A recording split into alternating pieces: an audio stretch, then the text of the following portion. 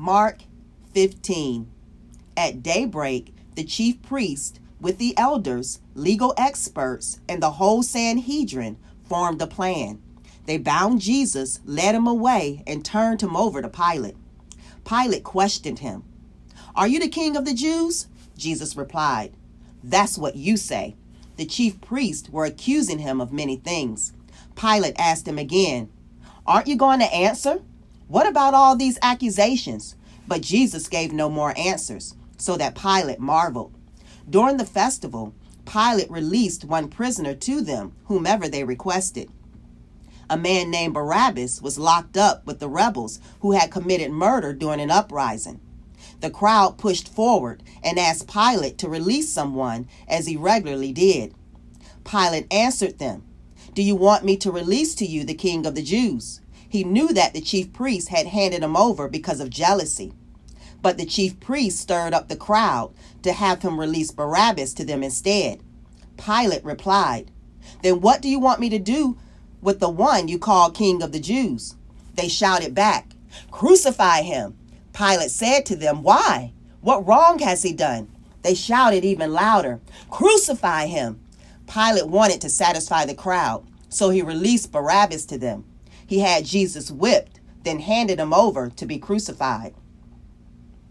The soldiers led Jesus away into the courtyard of the palace known as the governor's headquarters, and they called together the whole company of soldiers. They dressed him up in a purple robe and twisted together a crown of thorns and put it on him.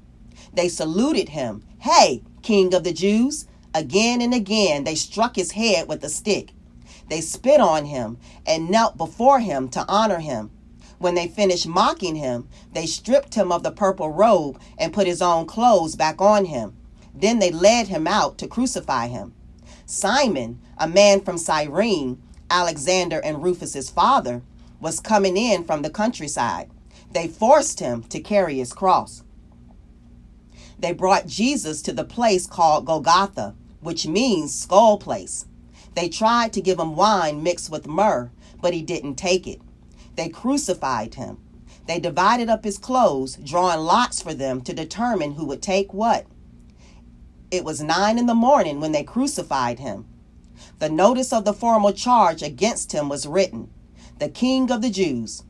They crucified 2 outlaws with him, one on his right and one on his left. People walking by insulted him, shaking their heads and saying, "Ha! So you were going to destroy the temple and rebuild it in 3 days, were you? Save yourself and come down from that cross." In the same way, the chief priests were making fun of him among themselves, together with the legal experts. "He saved others," they said, "but he can't save himself.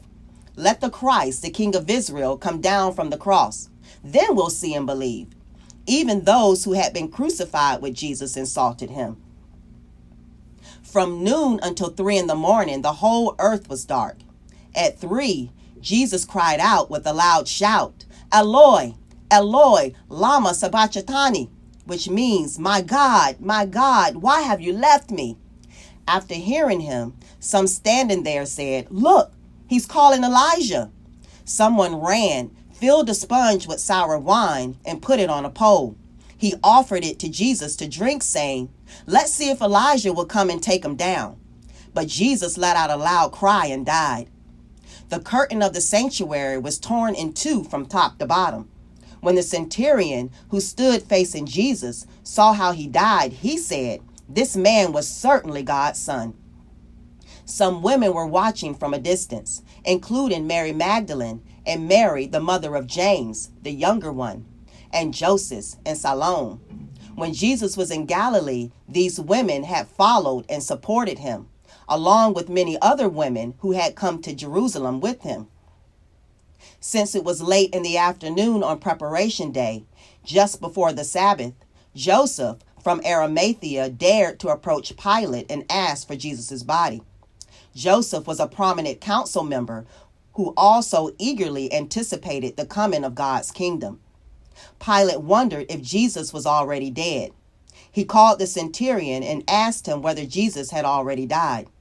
When he learned from the centurion that Jesus was dead, Pilate gave the dead body to Joseph.